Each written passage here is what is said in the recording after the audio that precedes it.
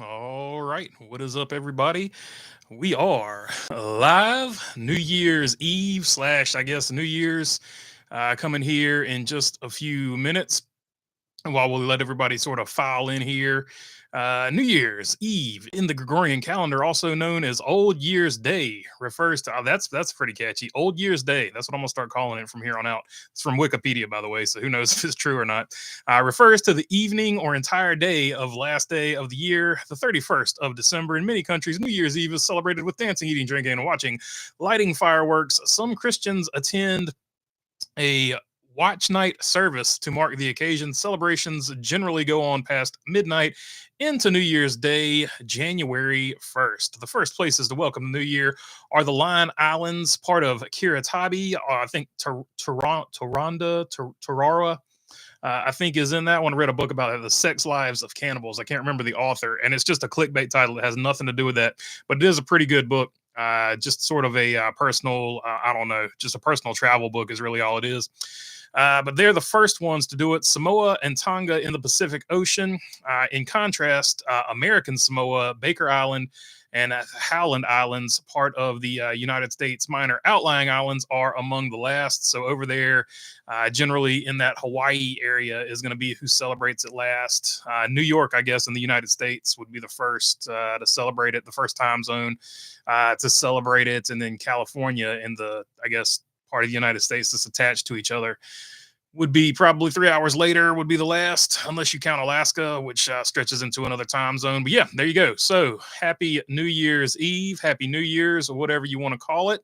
Now that we got that massive history lesson out of the way, let's jump right into the NASCAR news. Unfortunately, lost a president, Jimmy Carter, who many might not know this, but he actually used to be a ticket salesperson at Atlanta Motor Speedway. That was one of his first jobs, so he was always a big NASCAR fan. And to my knowledge, now, don't get me wrong, presidents have invited Cup Series champions and stuff like that to the White House, but to my knowledge, Jimmy Carter is the only one that invited a bunch of NASCAR drivers to the White House. And this article here, and I was actually unaware of this. I wasn't alive for Jimmy Carter's presidency and all that.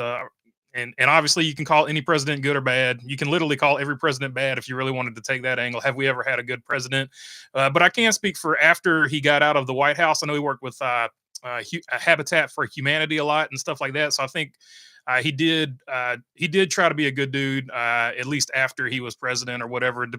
No matter how you feel about him as a president or whatever. But this article here in Auto Week from Mike Hembry was pretty illuminating, because he talked about that moment where he invited people to the White House. And he said, on the driveway near the White House, 4 NASCAR show cars dressed in sponsor colors were parked in a row. Several drivers suggested racing the cars while everyone was in town. Unfortunately, though, Jimmy Carter, who also hosted the NASCAR members while he lived in Georgia at the governor's mansion, missed the big event at the White House because he was at nearby Camp David working on a Mideast peace agreement between Israeli Prime Minister, not even going to attempt to pronounce that, and Egyptian President Anwar Sadat. So there you go. Good dude. And it was pretty cool that he did that. Auto Week is the article there. And also just sort of cyclical that's still going on. That conflict essentially still going on to this day. Even was going on back then in '78, and even before that. But not talking about politics. Just an interesting side note that it's been going on pretty much for a very long time over there. NASCAR plans massive ramp up of live streaming content. NASCAR President Steve Phelps, we need to do a better job of keeping our fans engaged in the offseason. This is from Deb Williams, also an Auto Week article. So two Auto Week articles here.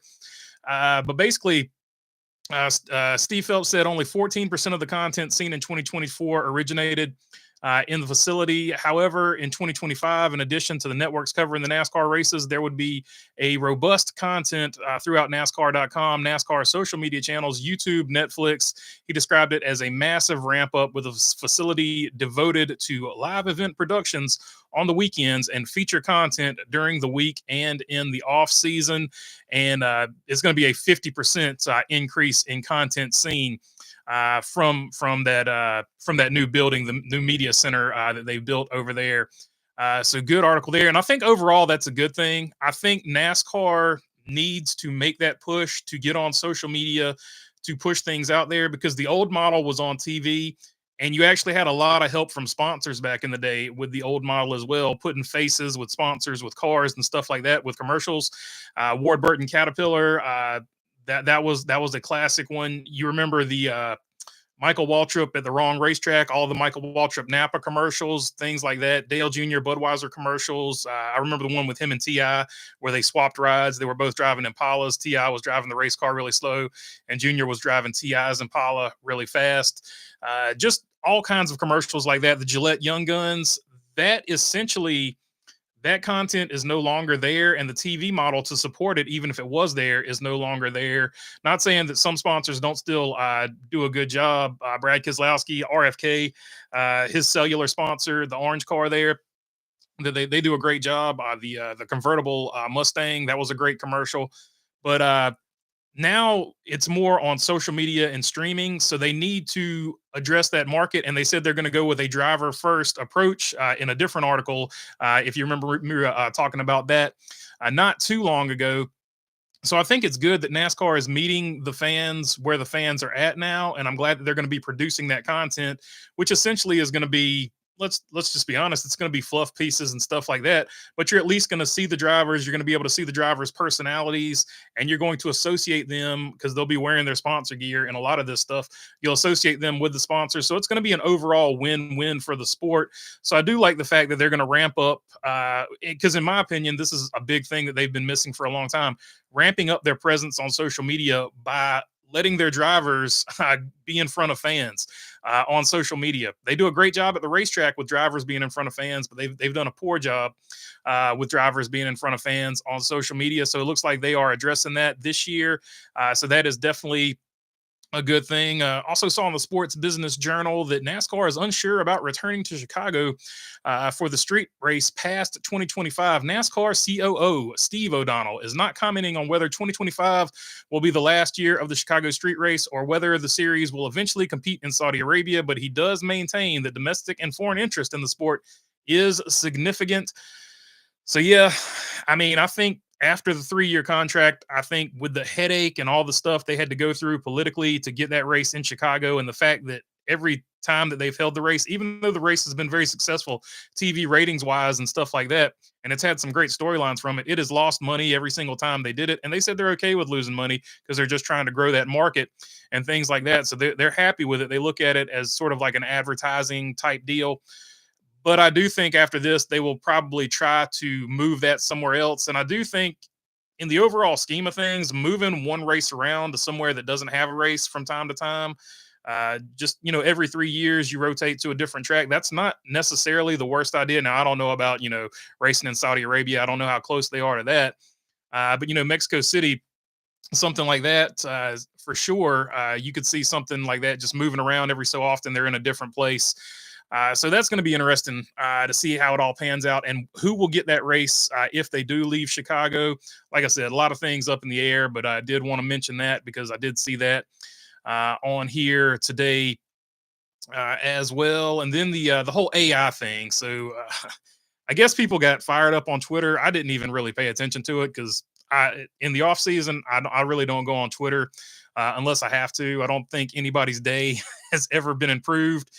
Going on Twitter, just to be totally honest with you, I go on there, I look at, I look for NASCAR news real quick, and then I jump right off of it, answer some DMs with some friends and stuff like that.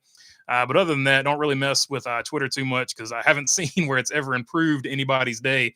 But that being said, the AI thing, I guess, like broke out as a debate over there on Twitter. And I think the only thing that was actually said was that they were going to use AI to, they were going to run some changes to the championship system through AI, which not a big deal because, to be totally honest with you, AI has just become this trendy thing. It's sort of just become this hot button tech thing. Like every few years or so, you'll see something become just a big hot trendy thing in tech. Like for a long time, it was cell phones. You had to upgrade a new cell phone every single year because you just felt like you were being left behind. Cell phones have sort of evened out. So whether you got a Samsung, whether you got an iPhone or whatever, they've sort of evened out. Some have, Samsung has some better features over here.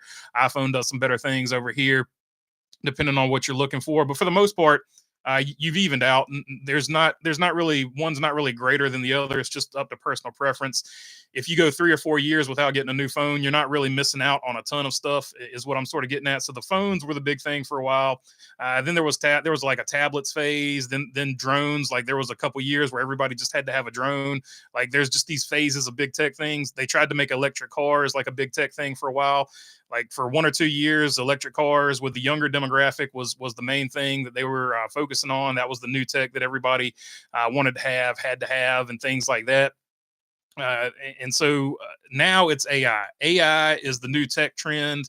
Uh, I've seen it in I think Insta360 or somebody put it in one of their action cameras like a GoPro. They put some AI in a GoPro, and it's pretty much a useless feature, but because they had AI in it, I'm sure they sold more than others. So AI has just become this sort of trendy term, and like everything in society right now, it's become politicized. You have one group that takes the Ted Kaczynski, Jacques Ellul look at things where we just need to get rid of the system. AI is the devil. It's going to ruin all of us. And then you've got the people like Elon Musk and people that side with him that are like, AI is like the greatest thing ever. We need Neuralink. We need to tap AI into our brains. So, well, like there, all you hear is these two polar opposite sides of it, and the rest of us in the middle are just like, I don't care at all. I just want to live my daily life and go on about my business. But at the end of the day, AI has been around for a long time. It's been, I guess it was probably science fiction first, but as far as functional, working, real AI, we've had that since 2010 when IBM had Watson. That's the earliest I remember anybody talking about like functional AI that actually did something. You remember the commercials in as far back as 2010. They still have Watson IBM commercials now. And Watson is used in several applications. I think I saw on Wikipedia the most prominent application it's used in. Sloan Kettering in New York City uses it to treat, I think, lung cancer or something like that. Off the top of my head, I can't remember. So don't quote me on it, but I think they do use it for some type of treatment. So there are applications, and like I said, it's been being used for a long time. So for NASCAR, to take it all the way back to NASCAR, now that we've gone down this rabbit hole of AI, NASCAR running it through sort of a just checking, seeing if they can come up with some stuff. But at the end of the day, Jim France is going to make the final call for anything NASCAR related. So I wouldn't worry too much about NASCAR being taken over by AI or whatever the debate was about. I think it was really, honestly, just kind of much ado about nothing if we have to really boil it down to what was going on. So, yeah, that was that. And I think that is all. I think we've caught up on everything I've seen. Oh, one more thing. Front Row Motorsports. It wouldn't be an episode without some legal drama. Front Row Motorsports has finalized the purchase of our third charter from Stewart Haas Racing. Announcements on driver and car number and additional partners will be coming soon. Jerry Freeze, general manager of Front Row Motorsports. NASCAR, of course, is appealing this, but for right now, as long as the appeal doesn't go through, for right now, they are going to announce most likely that Zane Smith is going to be driving that car. They'll announce his car number and they will announce his sponsor. But pretty much everybody knows it's going to be Zane Smith. But they will announce the car numbers and who the sponsor will be and all that good stuff. So, yeah, that is that. And now let's jump into the comments and see what you guys want to talk about. I do have a poll question up. Looking forward to most for 2025 Daytona, the lawsuit being done. That's me personally. That's what I'm looking forward to. Bowman Gray Clash. I'm also kind of looking forward to that one as well. And the Rockingham being back or attending the race in your local area. They only give me 4 options, so I had to combine that one. Right now, 59% are looking forward to Daytona, 17% for Rockingham, 17% for the lawsuit being done, and 7%. A strong 7% for the Bowman Gray Clash. 30 votes in so far. Get your vote in if you want to. All right, let's see what you guys want to talk about. as a torrential downpour has just started outside of the house here. Let's see. Happy New Year's 2025, the year of Joey, says Jamie Schweitzer. Indeed, he is going to be the reigning defending for 2025. What's up, Lane? Sounding like a war zone here. 5 hours till 2 years, says Mark Barnum. See, that's one thing. That's one thing for sure. I don't know if they'll do it this year, but they always shoot at the moon around here as well. It's raining pretty good right now, so that might put a damper on the amount of rounds that they waste popping off into the sky, which is also dangerous and stupid. But whatever. It is what it is. I can't stop people from doing it.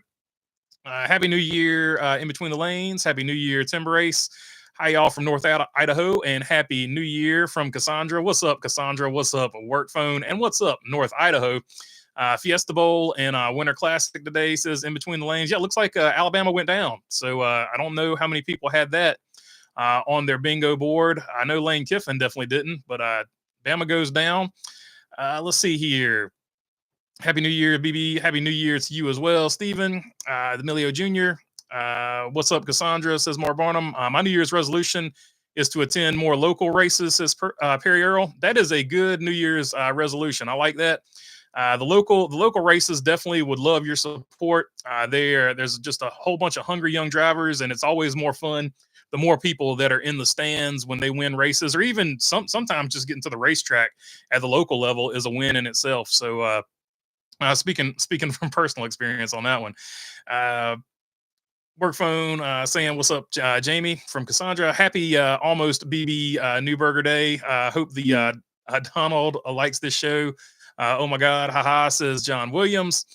Let's see. Happy New Year, Bologna Burger, and all the NASCAR people. Rest in peace, Jimmy Carter. Indeed, always a bummer whenever you lose a president, no matter what side, in my opinion, no matter what side of the aisle you're on. Like I said, I feel like Jimmy Carter, at least post presidency, and like I said, I wasn't alive for his presidency.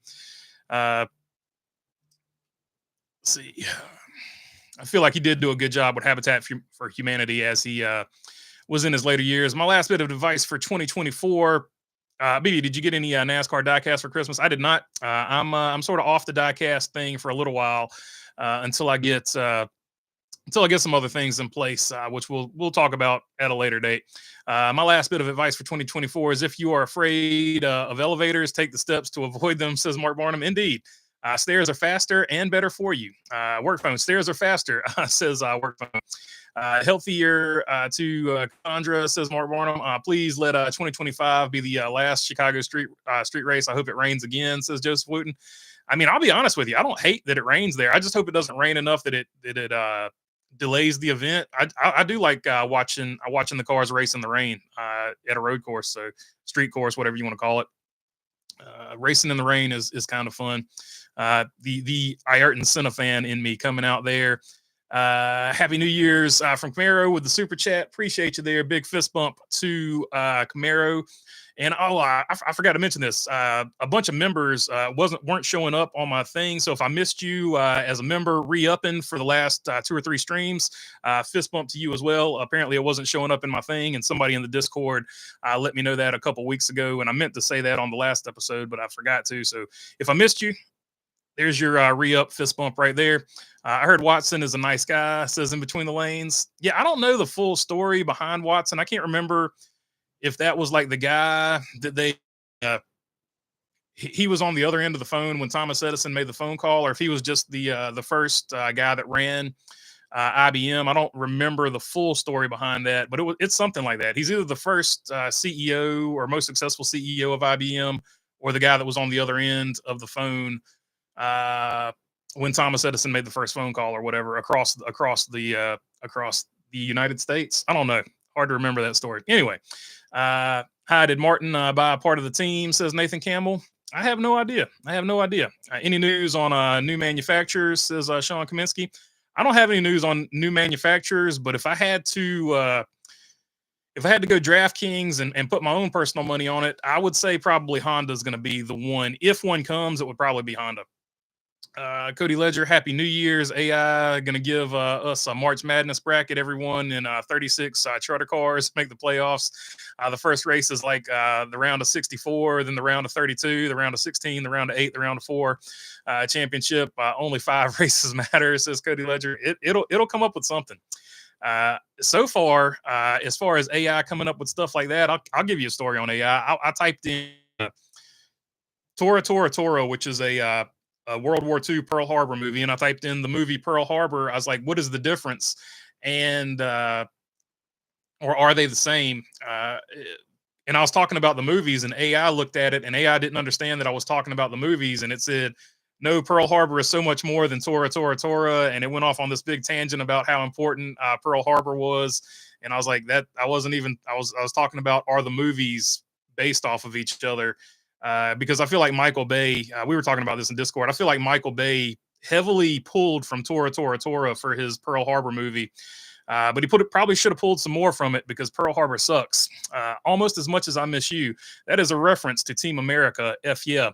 Have you heard anything about Cadillac? Cadillac's not coming to Cup. It's not going to happen. I don't know where this rumor keeps coming from. It's just not going to happen. It's not going to happen. It's a totally different market. Cadillac wants to compete with Mercedes and stuff like that, so they don't want to be they don't want to get beat on Sunday by Fords and Toyota Camrys. That's going to be a bad look for Cadillac when they're trying to compete with Mercedes. So wherever Mercedes and BMW, and they're basically just going to do sports car racing because that's where they want their cars to be seen. They want their cars to be seen beating Mercedes and stuff like that. Same reason Honda runs the Acura brand in IMSA. They want you to see their luxury brand racing against other luxury brands for bragging rights. So it's not that they wouldn't love Cadillac to be in NASCAR, but they're not going to have Cadillac in NASCAR and then get beat by a Ford or get beat by a Toyota or get beat by a Chevrolet, which would almost be just as bad because those cars cost less money than a Cadillac would cost. So it's a bad look overall for the brand. So in my opinion, and this is just my thoughts on the matter, it's never going to happen. I don't know why people keep pushing this narrative that Cadillac is coming to the Cup Series. In my opinion, never going to happen. Not going to happen unless you see other luxury brands come into the Cup Series. Let's see. Ricky Henderson also passed away. Yeah, we lost a lot of people there right here at the end of 2024. It's been pretty crazy for sure. I got the Mayetta, New Jersey legend Martin Triggs Jr.'s 2024 Bass Pro Shops Camry XSE, says in between the lanes, 124 scale, of course. Indeed, that does seem to be the most popular scale for collectors. A lot of 164 folks, but they pop those out of the package and use them in various different ways. Happy New Year's there, one wise guy. Hal was the first AI 2001, LOL. Hal 2000, indeed. I forgot about. Oh man, that's a good movie. That's a good movie, Mark Barnum. Hansian, my new MFer is my call. Let's see. Says Mark. Oh yeah. So yeah, the Honda, Nissan, Mitsubishi collaboration. I think so too. I think that'll be the next if a new manufacturer comes, that would be where my money's at. That was sad about Ricky Henderson, says Nathan Campbell. Yeah, the only cool thing about it is you got to see all these stories that people were telling about Ricky Henderson. And the one, I can't remember who was telling the story, but he won the stolen base title that year because Ricky Henderson was injured. That was a good story. But the other story that sort of played better was Will Clark was telling a story about Ricky Henderson wanted to steal a base, but he wasn't getting the sign to steal the base. And he got impatient and he told Will Clark, he said, Ricky gone. And then he went and stole second base and he looked back at Will Clark and pointed at him and said, see, I told you, Clark, Ricky gone. And I tell that story because in Oakland, Nike or somebody put a huge billboard that said he gone because Ricky Henderson always referred to himself in the third person. And I thought it was a really fitting and cool tribute to Ricky Henderson that he sort of gave his own epitaph there as his last words on the billboard. So I thought that was cool. I was a big Ricky Henderson fan. Not necessarily. I'm a Yankees fan, but Ricky Henderson was just a cool player to watch. Always exciting. Which unsigned Cup driver surprises you the most going into 2025? Says Timber Ace. I mean, technically, I would say Zane Smith, but I know Zane Smith is most likely signed to Front Row Motorsports. I don't know. I don't know. It's not one that's unsigned, but I still don't understand why somebody doesn't just go and poach Corey Haim. Like if Toyota's not going to use Corey Haim, Chevrolet or somebody should just go over there and get him.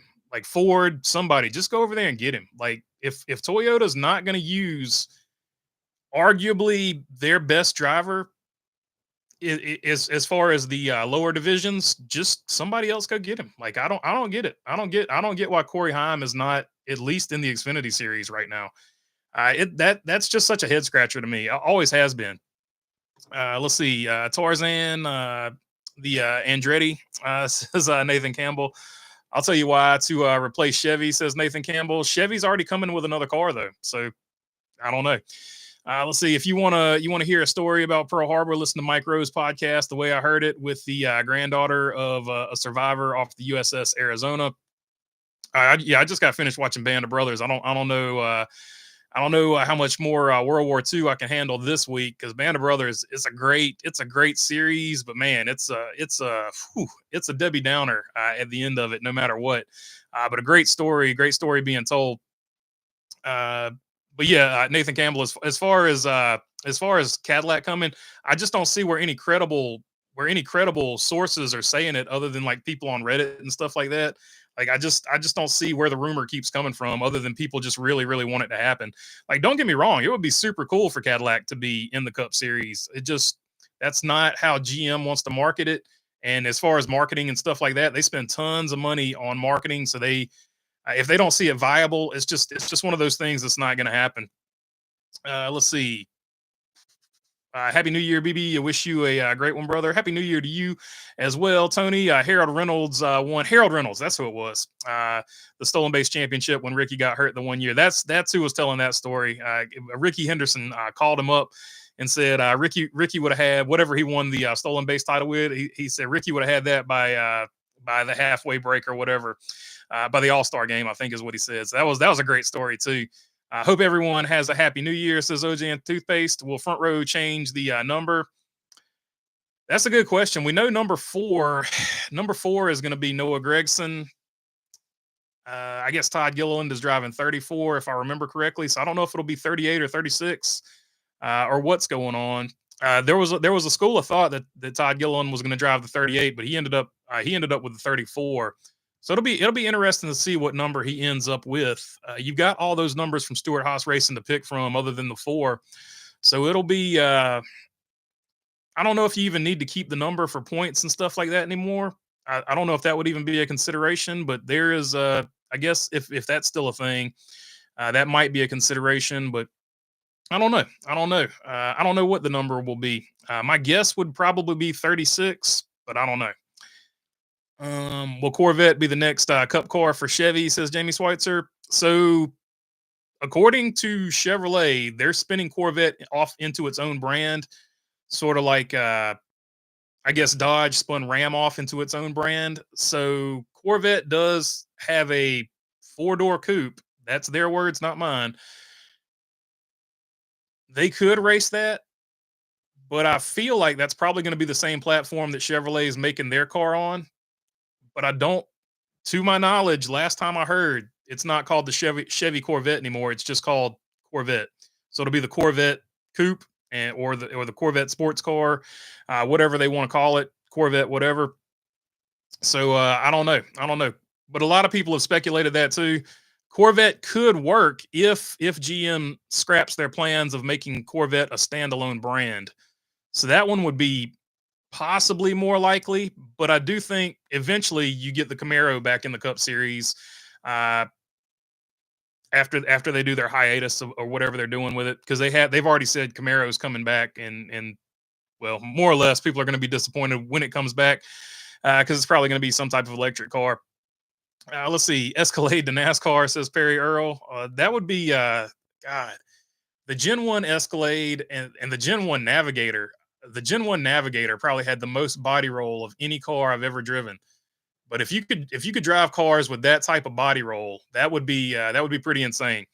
Let's see. Happy New Year, BB. Any clue on who's going to the 51 for Rick Ware? More time goes by, the more I feel like it's not going to be Corey.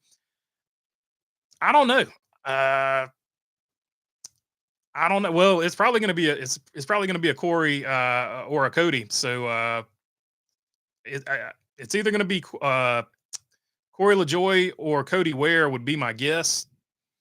I don't know though. I don't know. It's just hard to say. Let's see. Do you think that Xfinity will be a runaway with Hill, Algar, or will one of the new names compete next year? A lot of new names. I don't know. I don't know. I mean, I feel like those two will be solid picks for the Final Four. No doubt about it.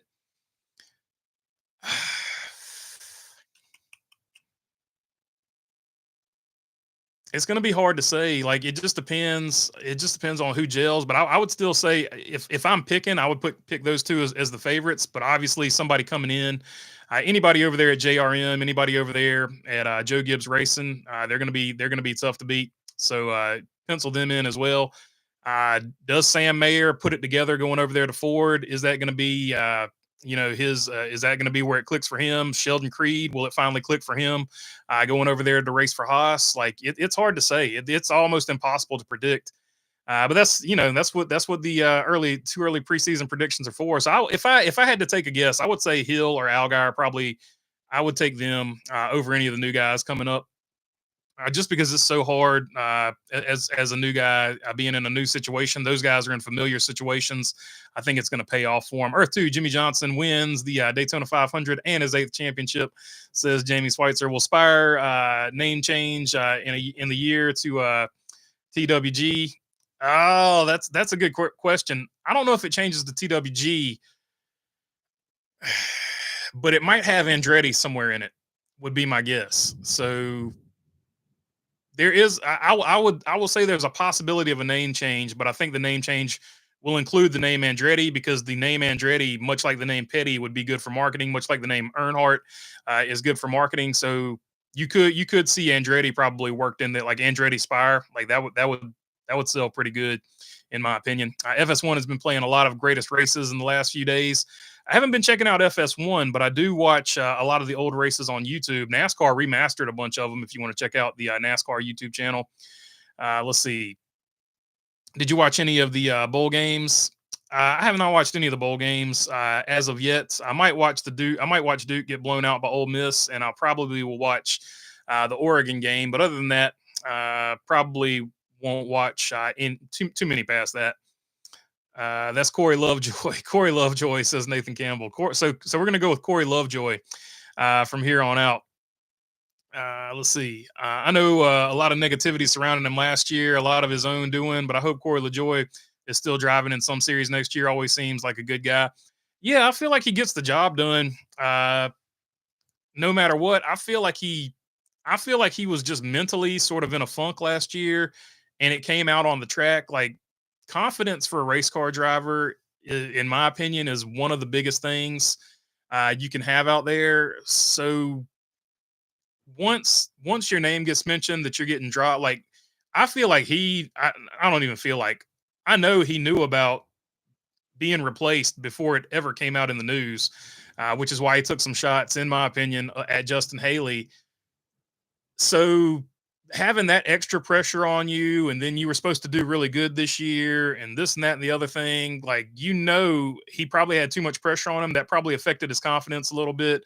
And I get it. I'm making excuses for Corey LaJoy, but I do feel like his confidence was down last year, and I feel like if you go to a new place, have some new life breathed into you over there, just a fresh perspective, a different look at things, that could possibly put him back on the right track. And I also taking the Cole Custer route, I don't think is the worst thing in the world either. I think Denny Hamlin has mentioned this as well, where you could go down there and get some wins, because it's more positive to see your name in the win column than to be in the Cup Series constantly running in the back of the pack. I do think there is a lot of truth to that. So yeah, it could go either way, but I don't know. I have no idea who's going to be in the 51 car next season. Just wait for them, and they're going to probably be like a last minute, because it's Rick Ware Racing. It'll probably be like a last minute thing when they announce it. I know a lot of negativity surrounding them. I just read that one. We need some candy sponsors like whatchamacallit, Twix or Payday. For sure. I would love to see a candy sponsor back on the car. Reese's has the Reese's has the best opportunity to sponsor Kyle Busch right now, just to troll Mars M&M, Mars Milky Way M&Ms. But they and it would be they would reunite, so you could run a classic RCR Reese's paint scheme. But so far they haven't done it. We'll see what happens next season. Motor City Dan Campbell is the man.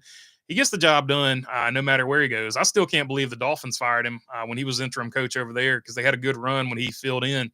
Starbucks would be a great sponsor too, says Jamie Schweitzer. Yeah, but Starbucks, I think they look at NASCAR as like a sport that pollutes or whatever, even though they've basically done studies, and it does more in how they measure these things. It's more environmental harm for NFL teams to fly out to wherever they're going than NASCAR cars racing at a racetrack. So take that for what it's worth as well. Let's see. But I guess to tie that off, Starbucks is super big about the environment and stuff like that. Even though their CEO is now going to be commuting on a jet back and forth, at least publicly, they are about the environment. Corey had good runs last year in both Spire and Rick Ware cars, says Dirty Death. Yeah, I think I've always thought he was a solid driver.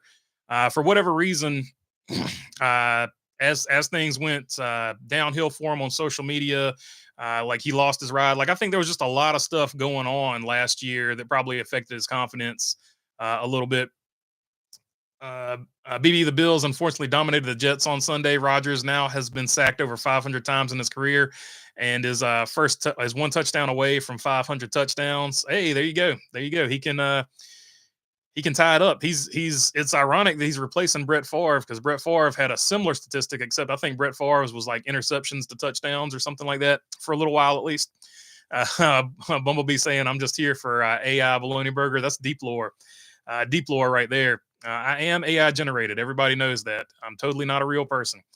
Lovey Barkley, what's up, my man? Good to see you back, my dude. Kyle is it NASCAR making them go down to 3 cars, says Nathan Campbell. Yeah, so according to what people have put out there, the new, and this is all contingent on the lawsuit too, but under the current charter system, allegedly all the teams have to go down to 3 teams, except for the teams grandfathered in, which would be Joe Gibbs Racing and Hendrick Motorsports. So other than that, you can only have three cars from what I'm understanding about the new charter agreements. But of course, that is subject to change depending on how the lawsuit goes here. So everything's up in flux this season because of the lawsuit. It's pretty crazy.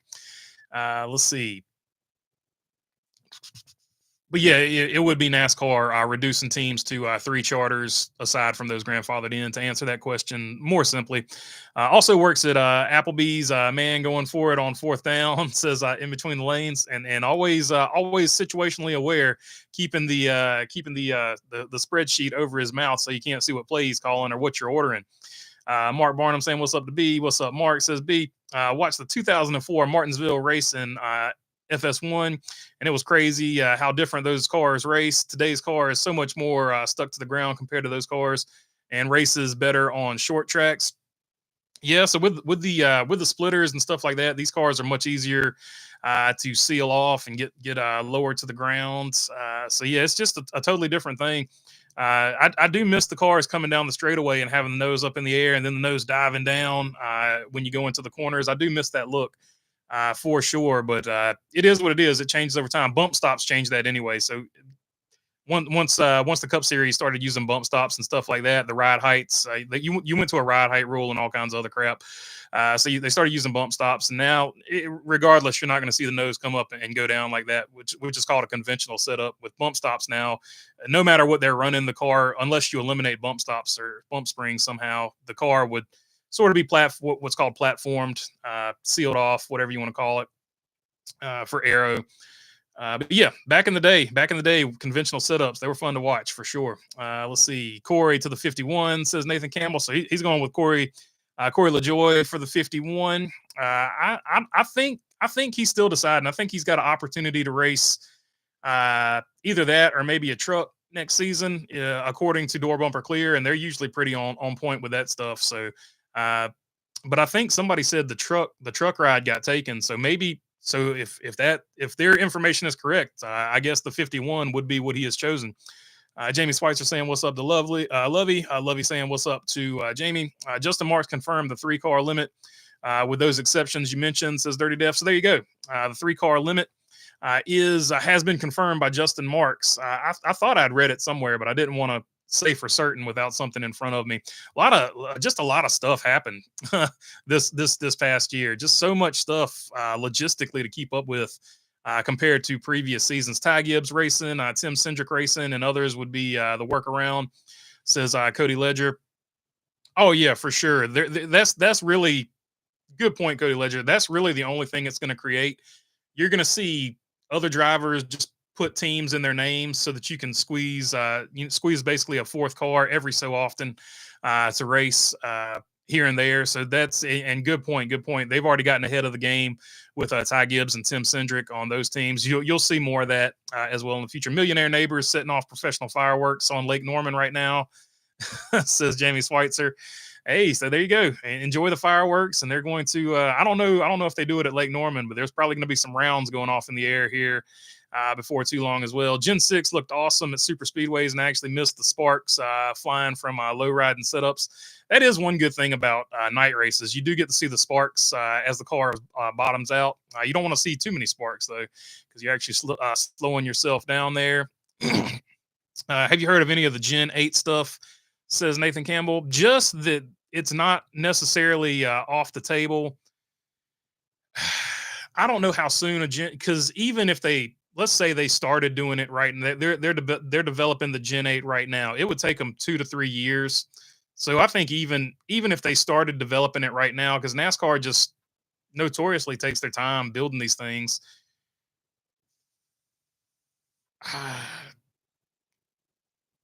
2028 maybe would be the earliest you could see it, in my opinion. Like if from blank piece of paper, unless they're just modifying this, and this will be a modified version of the Gen 7. So I don't know. Did you see where SVG flipped his sprint car back home? I didn't see that, but I did see where Kyle Larson won.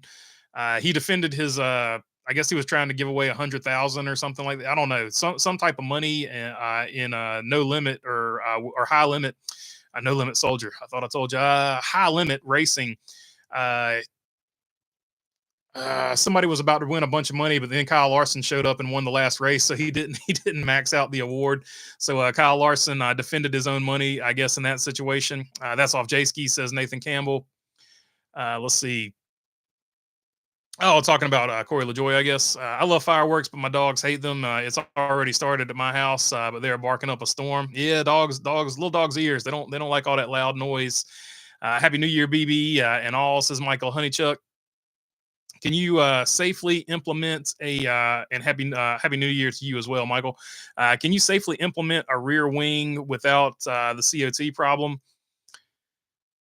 The only way it would be safe is if, when the car, sort of like the diffuser on this car, when the car turns backwards, the wing sort of goes the other way and creates downforce when it knows it's backwards. That would be the only way.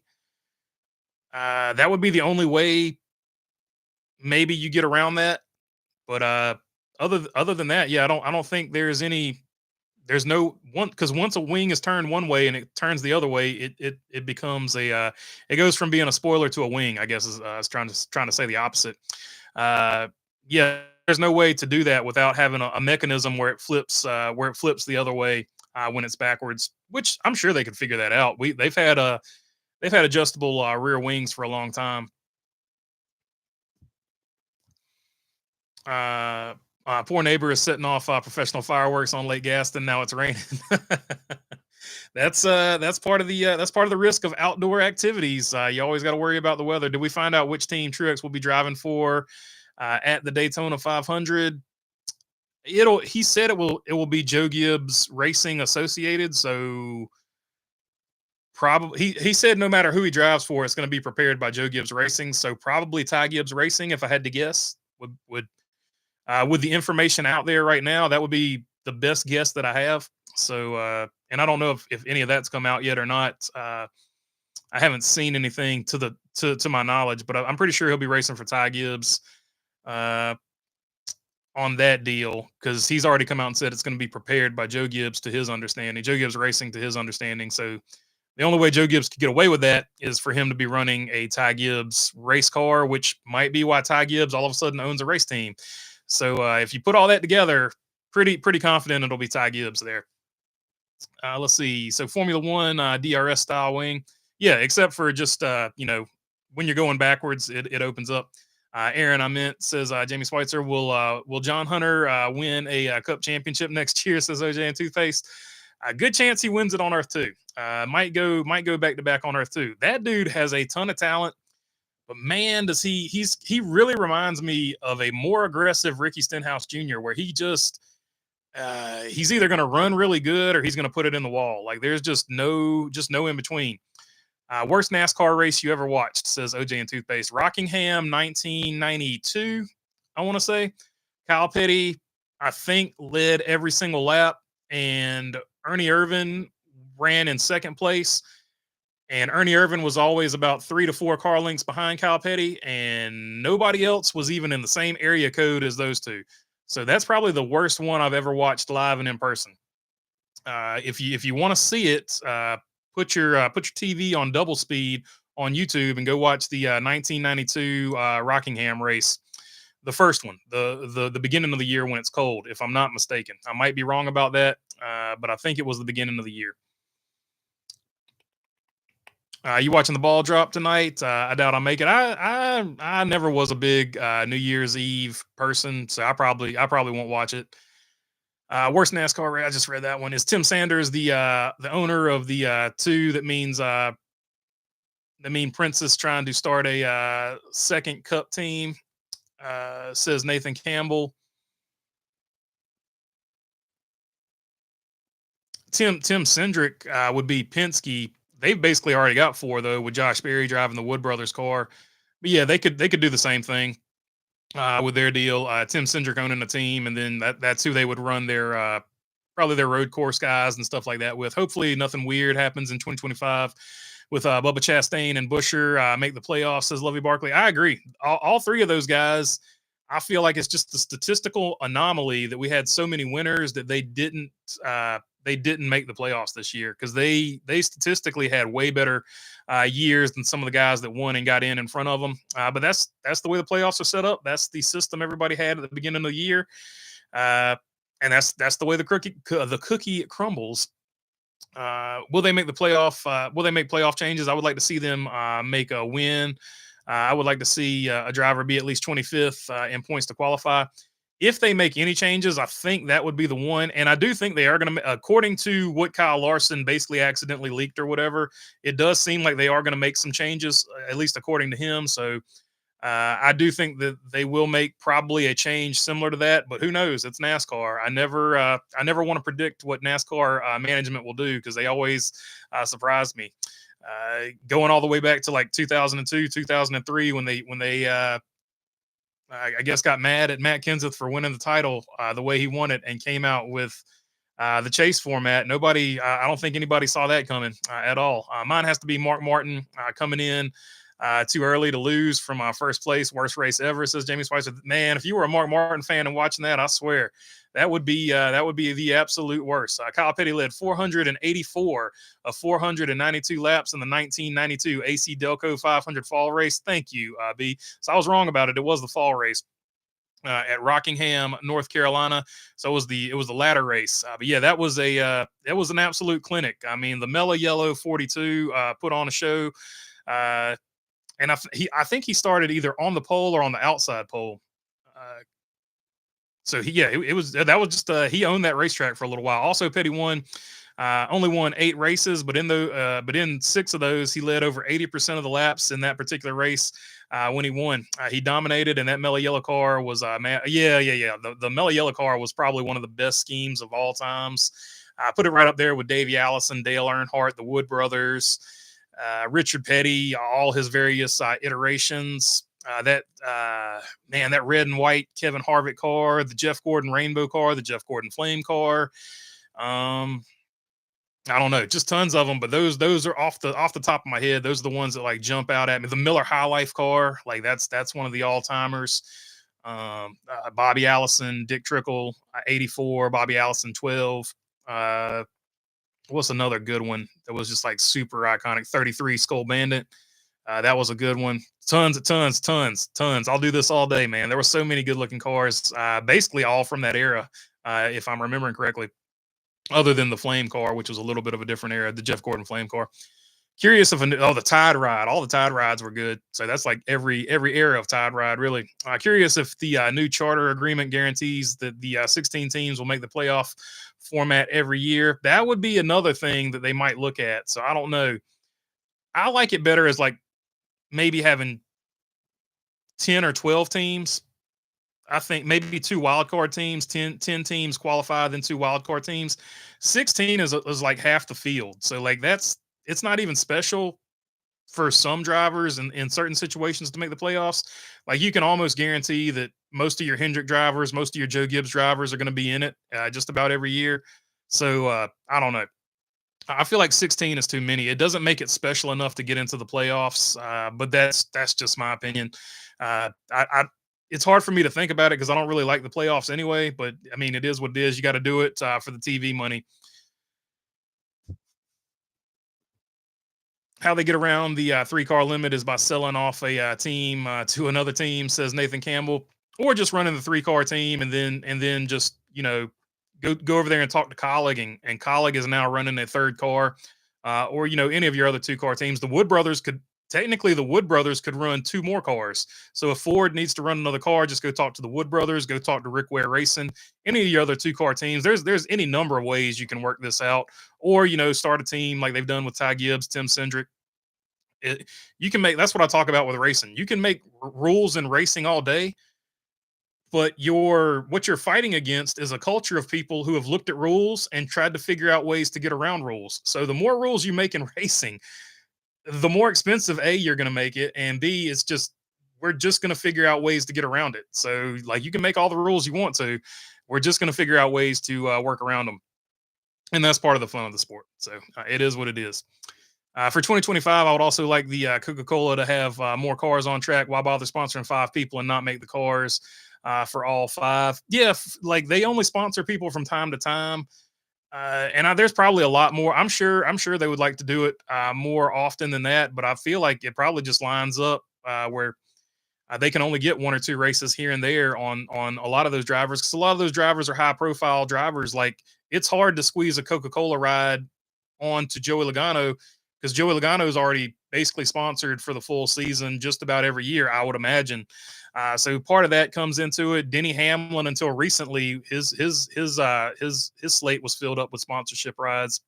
The Pennzoil 30 car was high. Yeah. So if you want to go Bahari Racing, Sabco, the go look up the Kenny Wallace Dirt Devil number 40 car, if I'm not mistaken.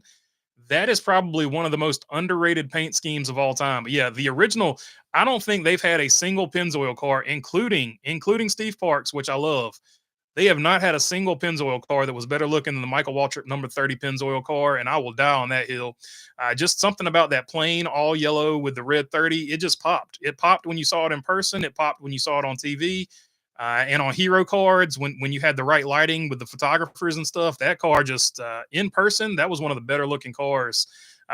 In my opinion, still my favorite Pennzoil car. And it could be just because I was a little kid back then and, bright colors, little kid type thing. But that's always been my favorite Pennzoil car for sure. Good call there. Good call there, B. But look up the number 40 Kenny Wallace Dirt Devil car. That thing, I always thought that was a beautiful car. Or you can look up the Kendall Motor Oil Kenny Wallace number 40 car. Both of those were pretty tough. BB, will KFB win a race in 2025? Says Jamie Schweitzer. I think so. I think he starts, I guess, technically a new streak. Unfortunately, the old streak ended. Hiya, fellas and ladies. What's up, BB? What's up, Roofer? Good to see you on here, my friend. Hope you're doing good.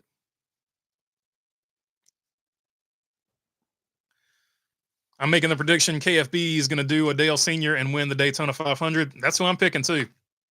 That's who I'm picking to win the 500 as well. I miss 500-mile intermediate races as well, says Lovey Barkley. Yeah, they have trimmed off the last 100 miles. There's only a few 500-mile races now. Corey Heim will end up in the 84. Carvana changed to the 44 in 2026, says Nathan Campbell. He could. He could. He seems to have a pretty good working relationship with Legacy. Hopefully Legacy gets it a little bit better figured out before Corey Heim goes over there, because that's just a tough situation. I feel like they've got two good drivers, and Corey Heim would be the third. Uh, but in that equipment right now, unfortunately, you just can't do anything. Now, obviously, last year was the worst year they've ever had. The year before that, they were pretty good. And they have won some races over there, so they know how to get it done. But it is what it is. How about a wild card race where teams that finished 12th through 16th place in regular season have a wild card race to see who gets in the real playoffs? Says Dirty Death. Yeah, there's all kinds of there's all kinds of systems, and I've got an idea for a system, but I'm gonna save that for an episode. Let's see. Guam is where America's Day starts. Says First Airborne. Indeed. So Guam is a territory. Don't want to discount that. And everybody, all of my friends that have ever gone to Guam, I've had one in the Air Force and one in the Navy. Both of them that have gone to Guam have not wanted to come back. So there's something special about Guam as well. So shout out to all the Guam folks out there. Shout out to you. They do have one racetrack in Guam too. I did look that up. They do. I guess they do sort of like drifting and stuff like that. But I do know they have at least one racetrack down there. Skull Bandit was the best green car ever, in my opinion, says Jamie Schweitzer. Either that or the original Interstate car. It's sort of a toss up. Those two are pretty good. Happy, Mr. Baloney Man. Love you. Happy to you and your fans and all your family. Happy to you as well, Big Wheel Hawaii. Good to see you on here, my friend, and happy New Year's. I just looked up the 30 Pennzoil that Michael Waltrip drove. You're right. I like that shade slightly better. Yeah, it's just it's a really simple design. It's just a little bit of what do they call those things? Just a little bit of pinstriping at the bottom, but it's mostly just yellow and red. But for whatever reason, just looks really good. Looks really good with the logo. Just works. Is there going to be a main sponsor on the Hendrick car? Says Nathan Campbell. I think just Hendrick Cars, as far as I know. Let's see. 500 miles at Texas, Charlotte, Pocono, and Atlanta, please, says Lovey Barkley. I do miss Texas being 500 miles because they've got that big slogan, everything's bigger in Texas. So I feel like the Texas race should always be 500 miles. Because you can't make it 600 because you can only have one 600-mile race. You got to have the World 600 at Charlotte. But yeah, 500 miles at Texas, I feel like for sure. Aloha, BB, Happy New Year. Aloha to you as well, Dennis Gillespie. It will be Hot Wheels call on Corey Heim, says Nathan Campbell. Jeff Bodine's QVC 7 car was simple but beautiful. I did like that one, but he had what was it? Was it X-Side? He had it was like a purple that faded into something else. I don't remember if he had the X-Side before Jeff Burton did. Jeff Burton's was like pink, but I think Jeff Bodine had a purple one. But yeah, the QVC car was a good looking car too. Alan Kowicki's car, classic, iconic. The number 7 Hooters car, always probably going to be my favorite Hooters car, just because of the story behind it. There might be other Hooter schemes that actually look better, but that one will always be my favorite Hooters car there for Alan Kowicki. I walk 500 miles, says In Between the Lanes, and I would walk 500. Oh, B beat me to it, and I would walk 500 more, says Bumblebee. The IndyCar 600-mile race at Texas was awesome, says Lovey Barkley. I don't remember that. I'm gonna have to look that one up. I didn't know that. I remember. I miss Texas World Speedway. That was a massive monster. I think they only raced there a couple times, and I've only seen it on YouTube. I never. I don't think I ever saw it. I don't think I was around when they were racing it live. Let's see. Are they planning on demolishing Chicagoland Raceway? Says Jamie Schweitzer. I don't know. I don't know what they're going to do with it. I know they were storing cars there for a little while, but they said it's still in good shape and they could run there if they wanted to. I don't know. I don't know what the future of Chicagoland is. X-Side for Bodine in 1994 to 1995. All right, that's a rare moment. I do remember that correctly. Will any Trackhouse driver make the playoffs, and do you think that they will have the same driver lineup in 2026?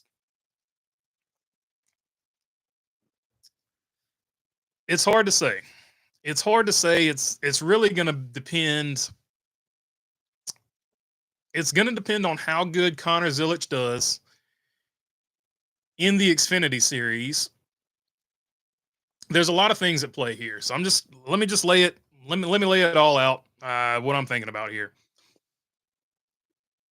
It's all going to depend on how good Connor Zilic. The first thing that's going to matter is how good Connor Zilic does in the Xfinity series, and I think he'll do good there. I think SVG will probably win a road course race, and so he will probably get into the playoffs.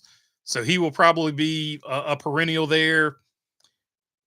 Daniel, I feel like Ross Chastain is locked in. Daniel Suarez, if he has a good season, it's going to be hard to get rid of him, in my opinion. But there is a third factor, a third option where if Trackhouse goes to Honda, does NASCAR give them a fourth charter a la Hendrick, and I know that charters are limited to 3. I get it. But do they give them a fourth charter for going to a new manufacturer to encourage, that manufacturer deal over there? I could see that being a situation because then, each manufacturer would have a 4-car team, essentially. So in that situation, I would say yes, the driver lineup stays the same and they just add Connor Zilic, but that's like a lot of stuff in motion there.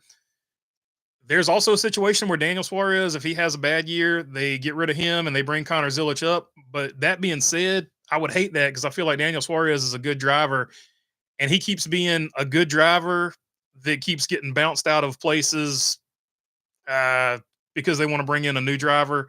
So that would suck. But I feel like if that happened, Daniel Suarez would land somewhere. So I do think he would have a ride if that happened. But I'm hoping it all works out. I guess is the only good way to say it because I don't want to wish anybody not having a ride or anything like that.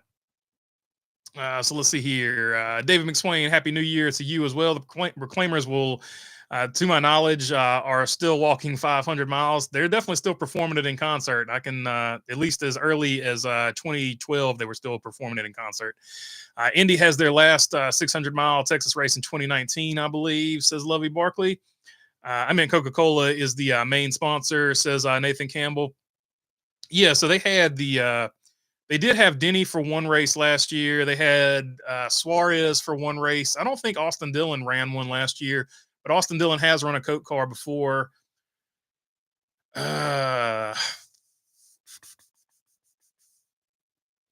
Who else ran a Coke car last year? Those are the only ones I can remember off the top of my head. Ross has run one before, but that was for like the throwback race. Let's see. The guy from Flock of Seagulls is allegedly still running so far away. He can't get away. Flock of Seagulls reference. There you go. We've made it to the second hour. I've always liked the Cale Yarborough Hardy's car. Oh yeah, for sure, man. Cale Yarborough Hardy's car, the Monte Carlo. That's probably my favorite Hardy's car of all time. Even to me, I like that one better than the Days of Thunder one. And I'll say this, maybe controversial, but I like Ward Burton's number 31 A.G. Dillard Hardy's car better than the one from Days of Thunder as well. But that just might be the homerism of watching Ward Burton and being a Ward Burton fan. What's the newest non-road course track in the U.S.? I can't think of what it could be. Probably Austin, if I had to guess. Unless you want to count street courses, in which case maybe Las Vegas or Chicago. So it just depends on how you want to define a road course. I like to see Chicago as a test track, says Sean Kaminsky. That would be cool, but like NASCAR basically has eliminated testing, so I don't know. Or at least non-testing or whatever, off week testing or whatever you would call it these days. Will Josh Berry win the Cup championship this year? Let me say this, OJ. I think Josh Berry is going to have a really good season with the Wood Brothers. I think he's going to be sort of a breakout dude next year, in my opinion. BB, what 2024 playoff driver is most likely not to make the playoffs in 2025? With that being said, OJ and Toothpaste, I also said Eric Jones would make the championship 16 last year too. So take it uh, with penicillin or a grain of salt, whatever suits it better there. BB, what 2024 playoff driver is most likely not to make the playoffs in 2025? That's a great question.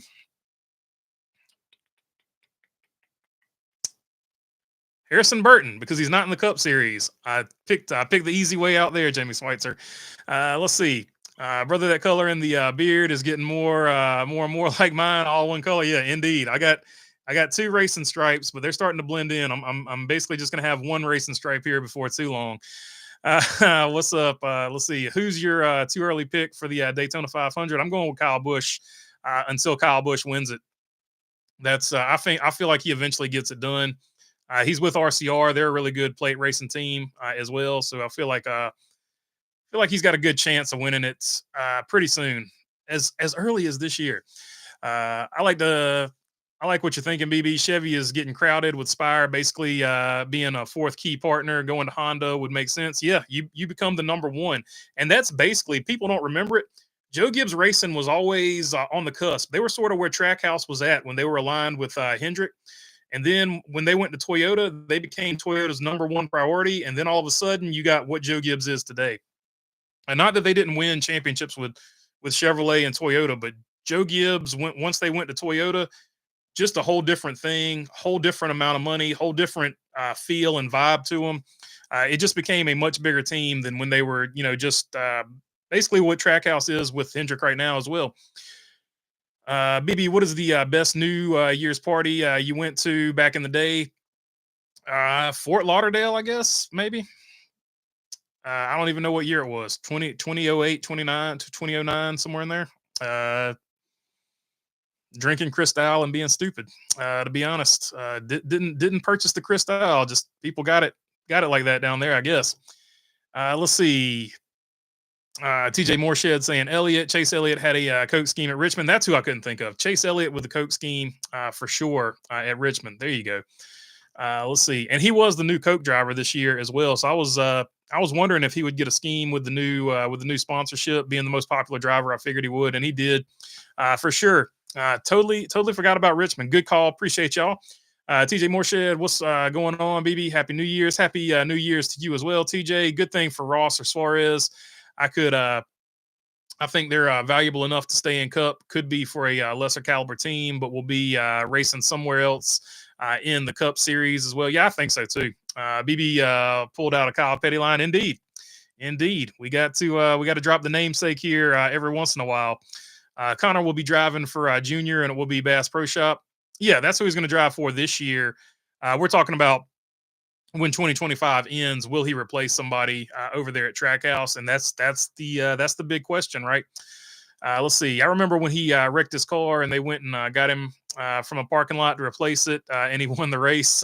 Says Dennis Gillespie. I'll have to go check that one. I don't remember that one, but that was pretty cool. Ward Burton had a hot ride in that black and silver MB&A 22 car. That was a good looking car too.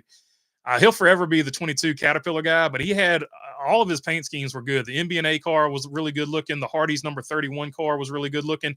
And even the Hardy's number 2 car when he was in the Busch Series was really good looking. Hardy's Buick, I think it was a Buick in the Busch Series, and sometimes they would run Illumina. And then he was I think Illumina and a Monte Carlo in the Cup Series with the Hardy side when it was the 31. Let's see. I'm set on Kyle Busch, Bubba Wallace, and Brad Keselowski all being in. Top 5 for Daytona, and maybe Hamlin if he cooks. Hamlin typically for finishing the race, I agree with you, but for qualifying, Hamlin always lays back. The Toyotas seem to not worry about trimming their car out and getting the pole or anything like that here recently, but for Daytona it might be different. Newest track that is not a road course. Oh, I got you. So a newest track that's not a road course. Well, the newest addition would be Rockingham, but it's not a new track. Newest track that's not a road course. Newest track that's not a road course. Phoenix, but that was a redo, so it's not really necessarily a new track.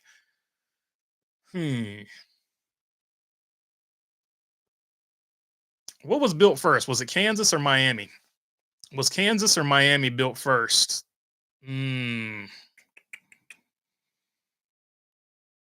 that would be my best guess. I'm not 100% sure on that, but probably Kansas or Miami. Yeah, I'm gonna go with Kansas or Miami there.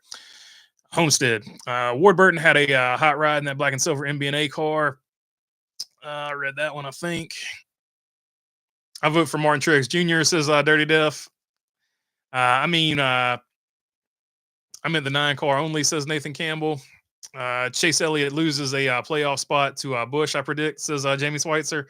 Oh, that would that put Kyle Bush back into the bad guy role? Would he start getting booed again? I was thinking about Yarborough. Says Dennis Gillespie. Yeah, Cale Yarborough for sure. That was all timer as far as the Hardy's car goes. Like I said, that 28 car, sometimes it was a 29 car, was always my favorite Hardy's car. Dale Jarrett in the 28 and 29 Oldsmobile, I think, when they were splitting time with each other, when Cale went to part time. Chase betrayed some of us in the chat. Some of us wear blue at work. LOL says Dirty Death. It is what it is. But even I know this might shock you, Dirty Death, but and this is just a joke, inside joke kind of. Some of those people that wear blue prefer Coke. I do believe there's a commercial about that as well from way back in the day. Wink, wink. Let's see. What do you think about AI creating a playoff format? Do you think it'll potentially create something everyone can get behind? I don't think it'll even create a playoff format. I think it'll just add options. And it just depends on what AI you're running. And I don't think it'll be a big deal at all. Cause like I said, they've used AI since 2010, or different companies have used AI at least since 2010, I should say. It'll probably just give up some options, but at the end of the day, Jim France is going to be the one that makes that final call. So it's still going to be whatever Jim France wants to do, in my opinion. Let's see. Bowman Gray is the newest track, sort of, says Jamie Schweitzer. Yeah, newest, oldest track, kind of, sort of weird situation there, depending on how you look at it. Cale Yarborough is the reason they have restrictor plates. I know it was not because of Bill Elliott. Different balls off flying into the fence, says Dennis Gillespie. I hate autocorrect. It's all good, my man. I don't know. I know what you're talking about, but I just read it. I just read it like I saw it there. I hate autocorrect too. It roughs me up from time to time as well. Avalon Band, what's up, my man?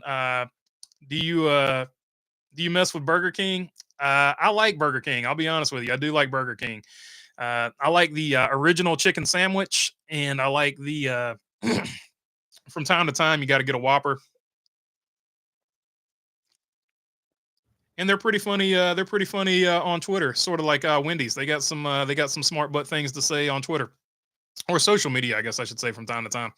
I mean, Bowman Gray did get new walls, and the track kind of looks narrower. It definitely looks like an up to date facility for short track terms, says TJ. Yeah, so it just depends on how you define it. So if you don't count Bowman Gray, like because it's not a points race, I guess Atlanta would be the newest one because they reconfigured Atlanta. I don't know. It just depends on how you define new racetrack. Kentucky was a newer track, although it didn't last too long, which is a bummer, man. I feel like the Kentucky track was a cool track, and that would be a good region for NASCAR to go back into, but just I guess didn't work out. Couldn't get people to go there. I guess I don't know. I don't know why they got rid of it. Nathan Campbell saying no. Let's go back to the Winston Cup points, says Dennis Gillespie. Rodeo King was a mean burger when it came out there, says TJ. Yeah, was that the one that had like onion rings and barbecue sauce? I can't remember. I do like the special burgers from time to time. I remember they had one that I didn't try, but I thought was pretty nasty too. Like they had like it was like a Halloween burger or something like that, and you could get either like an orange bun or an all black bun. I was like, that just doesn't look appetizing. Like that, I could not mess with that one. But they do from time to time also hit it out of the park. Like the chicken fries. The chicken fries were good back in the day. And if I don't know, as a little kid, they had the best Happy Meals, like the toys in the Happy Meals. A lot of times, like they had Pokemon and stuff like that. They were leading the way. And if you ever want to watch a really good video on Burger King, there's a guy called the Fat Electrician or the Fat Files. He's got 2 channels. I can't remember which one it's on, but he does a good job. So check him out. Fat Electrician, Fat Files. He does a great job on running down Burger King for about 12 or 13 minutes. And it's hilarious. And it's also a historical thing. So he does a great job. So check him out for sure. Let's see. Do you see a reunited next season? My man of choice to be KB, says Nathan Campbell. I think Kyle Busch. I think he gets it done next season for sure. I may know somebody like that as well. May have a refrigerator full of red packs of soda, says Dirty Duff. Yeah, every once in a while, those people exist. David saying they'll never go back to the old point system. I hate to say it. Yeah, I agree. Like it's unfortunate, but the way they've got the TV deal structured, and I guess I should come out with my system, and I should make that video here pretty soon. Let's see, but so much. I got so much stuff to knock out. I got to knock out some videos, guys. Let's see. Lack of sufficient highways to the Kentucky track was a factor for ending the date. So traffic being a considerable issue. I can understand that. Have you ever tried to fry turkey or deer at Arby's? I haven't tried that. I didn't even know they had that. Arby's always trying some crazy stuff too, for sure. They sometimes they hit it out of the park, but a lot of times they miss. I remember they had a pot roast sandwich one time, and that thing was junk. Ugh, that was nasty. But sometimes they hit it out of the park. Like they had the gyros there for a little while. The gyros were pretty good. I didn't try the deer, but the fried turkey wasn't too bad. Fried turkey's pretty. I haven't had it from Arby's, but fried turkey in general is pretty good because it's harder to dry out the turkey when you fry it because it's surrounded by grease. Shocker. Do you see Kyle going back and being part of the ownership group with Harris? He could. He could. It's. I feel like eventually he will be in an ownership role. I just don't know where it'll be at. I feel like probably that was part of his contract at RCR, so he'll probably eventually be in some type of role like that somewhere for sure. But yeah, either at Joe Gibbs Racing or RCR. Yeah, I don't think it would even matter. But for Kyle Busch fans, I feel like it would be more special if it was a Joe Gibbs Racing. For RCR fans, we would love it, if he was, part owner of RCR. But it could go either way. Maybe on a scale of 1 to 10, how mad would you be if their Talladega Cup championship finale race? To be honest with you, OJ and Toothpaste, I wouldn't be mad because it would be so much to talk about on YouTube. It would be sort of like the easiest week of content because all it would be would I would just, really could just pop on here and be like, "Hey, who wants to rage about the Talladega stuff being the final race?" Like, so it would for content purposes, it would be so easy.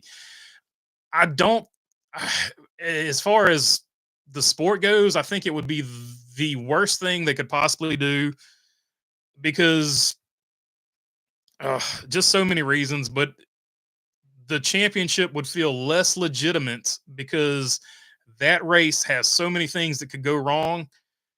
And I'm a person that thinks plate racing is a lot of skill, but there's also so much stuff that can go wrong because you're in such a tight pack.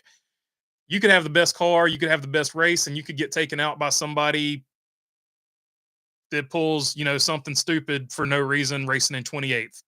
Like it just that's the way it could go. And then you would stack up on a restart and get taken out because once get to the end of the race and they have green white checkers, everybody stacks them up. Let's see.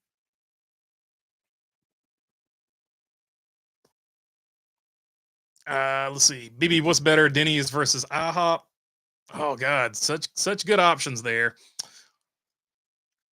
I'm gonna go with Denny's just because there was that one band that was playing in a Denny's, and he said, "What's up, Denny's? What the f's up, Denny's?" I can't remember. It was somebody playing a hardcore song at a Denny's, so I'll go with Denny's on that one.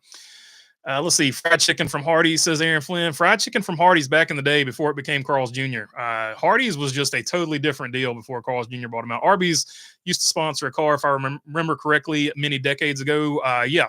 Matt Kenseth was the last person I think Arby's sponsored, but I think they sponsored a few before him as well. But I know for sure Matt Kenseth. Dirty Diff, I need to change one thing in 2025, and that is not get upset when people justify the playoff system. It's never going to change, so I need to deal with it. LOL, says Dirty Diff. That's kind of where I've relegated myself to as well. Like I hate the playoffs, but I just got to I got to work with them and make them as good as they can be. That's kind of where I'm at with it. Kyle has something to prove. Look out, says Dennis Gillespie. I think he's going to be I think he's going to be super motivated. I think all of RCR is going to be super motivated. To be totally honest with you, Atlanta Super Speedway would be a good finale because Atlanta isn't the same as Daytona or Talladega as we've seen, uh, but only without a Final Four. Yeah, and also as Atlanta ages a little bit, we're already sort of kind of seeing this. It's not going to be as like the other super speedways. It's going to get where it races a little bit different as well. Denny Hamlin had some funny Denny's commercials.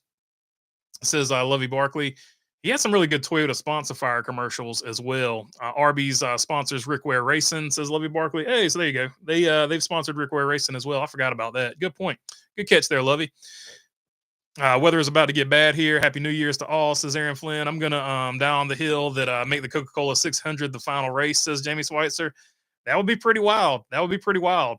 I wouldn't hate that. That wouldn't be the worst thing that could happen. Have you ever heard of Jack's? It's mostly in Alabama and parts of Georgia, Tennessee.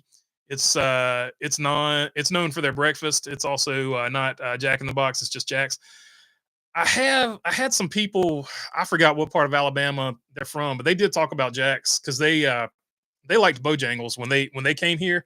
They became and they eventually ended up moving back to Alabama, but they did like Bojangles and they were bummed out. They were moving back and there wasn't a Bojangles near their part of Alabama, I guess.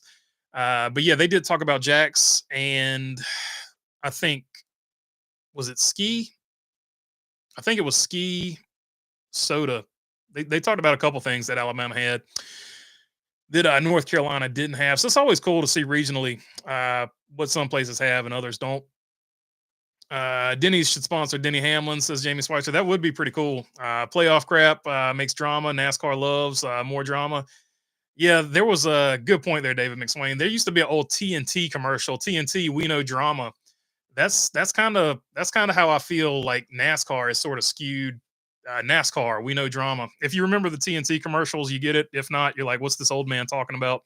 But it used to be like a legitimate thing back in the day. Logano and his wife has a Ford commercial coming out where he went undercover and took a test ride in the woods at a local Ford dealership. Said it scared the salesman to death. Says Dirty Death. That's pretty cool. That reminds me. It's all probably staged, but it reminds me of the time that Jeff Gordon when they staged the deal with the car salesman, and they had Jeff Gordon dressed up for the Pepsi commercial. It's Denny time, says Lovey Barkley. Cheers to you as well, Tim Race. Honey's Chicken was the best. It was bought out by Carlos. It was back when they really Carl's Jr. Back when they really charboiled burgers at Hardee's. They were the best. Yeah, for sure, man. Hardee's used to just totally hit different. I agree with you. I used to love Hardee's. That was actually my favorite restaurant, according to my mom. That was my favorite restaurant as a little kid. I always wanted to go to Hardee's. I think it's because they had the better Happy Meals. They had the California raisins. They had the Days of Thunder cars. They had the there used to be like a little Roadrunner race car you could get there. For me, they had like a Cale Yarborough helmet you could get. For me, it was more racing centric, so I always wanted to go there because I felt like I could get a race car toy. I don't think it was ever about the food. That and they had a big cookie. So big cookie and race car toys made Hardee's thebomb.com back in the day. Have a great night, BB. Thanks for another great live and Happy New Year. Happy New Year to you as well, Jamie Schweitzer. Ski only existed here in Alabama for about a year or two. You could get that and a double cola, says Dirty Death. Can you get a food sponsor, says Aaron Flynn. I don't know. Believe it or not, one did reach out, but I decided not to. I actually ghosted them, to be honest with you. I decided not to work with them. I believe you're going to see a call Matt buying the Childress next year, says Nathan Campbell. Matt Collig, I guess maybe buying into Childress and maybe they become completely linked. I could see that maybe happening. That might be something that happens. I don't know. The two Jeff Gordon commercials were awesome, says Dirty Diff. Yeah, there was a series of Pepsi commercials back then too, because that's actually Kyrie Irving. He got a full movie deal out of it because he did Uncle Drew, and I think Shaquille O'Neal had one where he dressed up in costume too. But yeah, Kyrie Irving, he turned it into like a whole movie career as Uncle Drew, and I thought the Uncle Drew movie was pretty good. Um, who was in that? I think it was Chris Webber, Kyrie Irving, maybe Shaquille O'Neal in there. I can't remember. Lisa Leslie, maybe. But yeah, that was I like that movie. Anyway, got lost in the sauce there. Let's see. The two Jeff Gordon commercials was the sponsor you turned down Arby's because they have because they have the meats, says Jamie Schweitzer. No, I shouldn't even have said nothing. But yeah, for sure. Arby's, we have the meats, and they got the dang, who does the I think Ving Rhames. I think Ving Rhames does the voice for them. The guy from Quentin Tarantino. What is that Quentin Tarantino movie with Bruce Willis? Pulp Fiction. The dude from Pulp Fiction. I remember it, brother. Let's hear it for the old guys of KFB. Going to get it on a roll. Let's watch out. Yeah, I'm with you. I think KFB is going to get it on a roll for sure. I think he's got a lot left in the tank. Old guy gang is in the house. Let's see. How about 20 Cup teams have different crew chiefs or drivers? That's crazy. It is pretty crazy. I'm with you. There's been so much turnover this season. Not only with the drivers and crew chiefs, but just the rules. You got the lawsuit. Like, just there's so much crazy stuff going on this season for sure. And I'll say something else about being the old guy, David McSwain. I remember the Young Guns commercials, and I remember back then, I was barely even old enough to shave. And now all the Young Guns have basically retired for the most part, the original Young Guns, I should say. So now it used to be like they tried to parody that in the pre-race coverage, Young Guns versus the old veterans or whatever. So now we've transitioned from being the Young Guns to the old veterans. It is what it is. It's kind of cool. Everybody I grew up watching has retired, so except for like Kyle Busch. Let's see. How about 20 Cup teams have different? I just read that one. Do y'all have Del Taco? We don't have Del Taco out here, but I've ate there before when I went to. I've made one trip to Oklahoma and I ate at one there, and I've made a couple of trips to the West Coast and I ate at one there. I ate Del Taco just to eat Del Taco because I stopped at a Carl's Jr. Let's see, but yeah, Del Taco not bad, not great, just pretty good, get you by. Seems like it's slowly been making a comeback.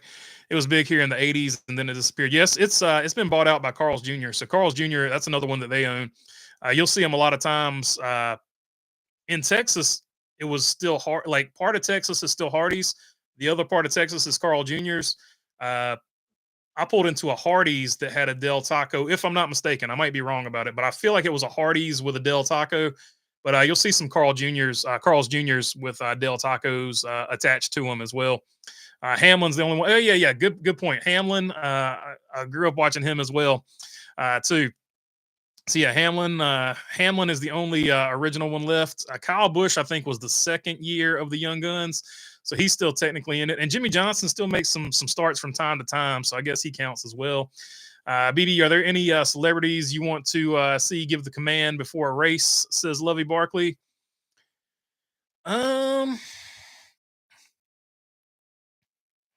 Pretty much all the celebrities I'd want to see do it have already done it. Like Tom Cruise has done it. Any celebrity that was like involved with racing or whatever, I'd like to see them do it one time. But for the most part, they've all done it at this point. So I think NASCAR has actually done a great job with that as far as that goes. We had a Del Taco and a Taco Bell side by side, says Dennis Gillespie. We have Hardee's here, but they are slowly going away. Known here mainly for their breakfast. Yeah, that's kind of the way Hardee's has gone. Since Carl's Jr. took them over. We still have two Hardee's here, says Aaron Flynn. We still got a bunch of them. Poll shows nobody here cares about the clash. LOL, says Escobar. So yeah, let me check the poll here real quick.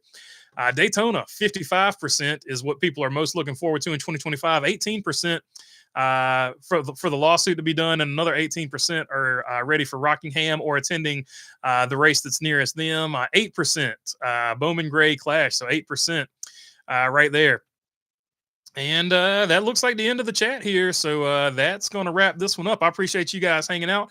Y'all all have a happy new year, and look forward to big things to come this season. Until then, peace.